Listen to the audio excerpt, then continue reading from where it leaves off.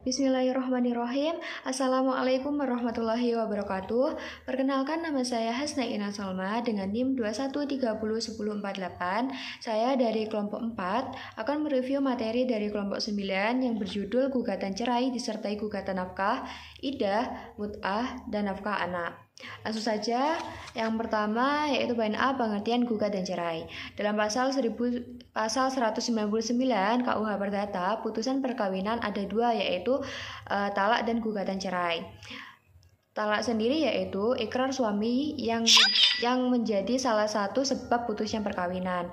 Lalu yang kedua yaitu talak cerai. Talak cerai sendiri adalah suatu gugatan yang diajukan oleh istri terhadap suami kepada pengadilan yang disertai dengan alasan-alasan tertentu. Dalam konteks hukum Islam, hak talak itu mutlak dimiliki oleh suami. Namun dalam praktiknya, suami dan istri mempunyai hak yang sama dalam mengajukan gugatan perceraian. Lalu dalam persidangan cerai gugat, menurut hukum Islam terdapat hak pokok yang harus diperhatikan, yaitu antara lain yang pertama, hak atas harta bersama, yang kedua, hak atas nafkah seperti nafkah iddah, nafkah mut'ah, dan nafkah anak, yang ketiga, maskan, hak atas maskan, kecuali bekas istri telah dijatuhi talak bain dan keadaan tidak hamil, yang keempat, hak atas kiswah dalam masa iddah. Yang kelima, hak atas pelunasan mahar bagi mahar yang masih terhutang atau belum lunas. Yang berikutnya yaitu talak atas sadanah untuk anak-anaknya yang belum berusia 21 tahun.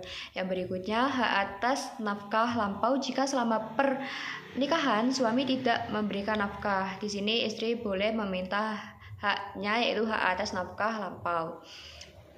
Yang berikutnya yaitu hak atas pemeliharaan, pendidikan, kesehatan, dan rumah. Lanjut kepada materi yang kedua yaitu gugatan nafkah iddah, mut'ah, dan nafkah anak. Nafkah iddah sendiri di sini yaitu nafkah yang diberikan oleh suami kepada istri setelah terjadi perceraian. Macam-macam iddah ada dua. Yang pertama yaitu iddah kematian dan yang kedua iddah talak. Iddah kematian itu dibagi menjadi dua, yaitu iddah kematian tidak dalam keadaan hamil baik sudah berkumpul maupun belum, yaitu masa iddahnya 4 bulan 10 hari. Yang kedua, iddah kematian dalam keadaan hamil, yaitu sampai melahirkan, meskipun usia kandungannya atau usia melahirkannya itu kurang dari 4 bulan 10 hari. Lalu yang kedua yaitu iddah talak. Iddah talak dibagi menjadi tiga. Yang pertama, iddah dalam keadaan hamil, yaitu masa iddahnya sampai melahirkan. Yang kedua, iddah talak pada istri yang masih mengalami menstruasi atau haid, masa iddahnya yaitu 3 kali suci. Lalu yang ketiga yaitu masa iddah talak istri yang sudah menopause atau tidak menstruasi lagi, yaitu masa iddahnya 3 bulan. Yang kedua yaitu gugatan mut'ah. Gugatan mut'ah sendiri yaitu gugatannya diajukan oleh mantan istri kepada mantan suami untuk meminta pemberian nafkah mut'ah setelah terjadi perceraian.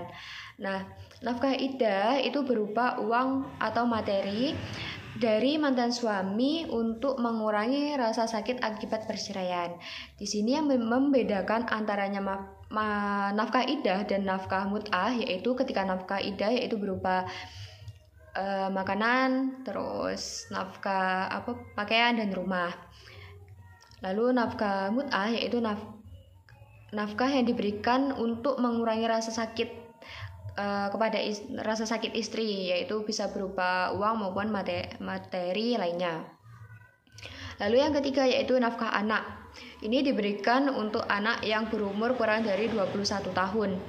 Dalam menentukan besar nafkah anak mempertimbangkan beberapa faktor, seperti yang pertama kebutuhan hidup anak, yang kedua usia anak, yang ketiga kondisi keluarga orang tua, yang keempat jumlah anak, yang kelima lingkungan tempat tinggal, yang keenam faktor pendidikan, lingkungan, dan masyarakat.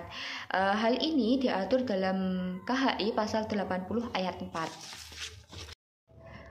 Lalu Materi yang terakhir yaitu nafkah iddah dan ut'ah hanya berlaku pada perceraian suami istri yang memeluk agama Islam yang diproses di pengadilan agama. Seseorang dapat mengajukan gugatan nafkah anak dengan cara membuat surat gugatan nafkah anak yang berisi permintaan untuk ayah memberikan nafkah anak yang sesuai dengan kewajiban menurut hukum Islam. Selanjutnya, surat gugatan tersebut diajukan kepada pengadilan agama pada domisili ayah selaku tergugat. Jika ayah tidak dapat memenuhi kewajiban selaku keputusan pengadilan agama, maka dapat dilakukan eksekusi pengadilan melalui petugas pengadilan atau kepolisian. Cukup sekian review yang dapat saya sampaikan. Atas kurangnya saya mohon maaf yang sebesar-besarnya.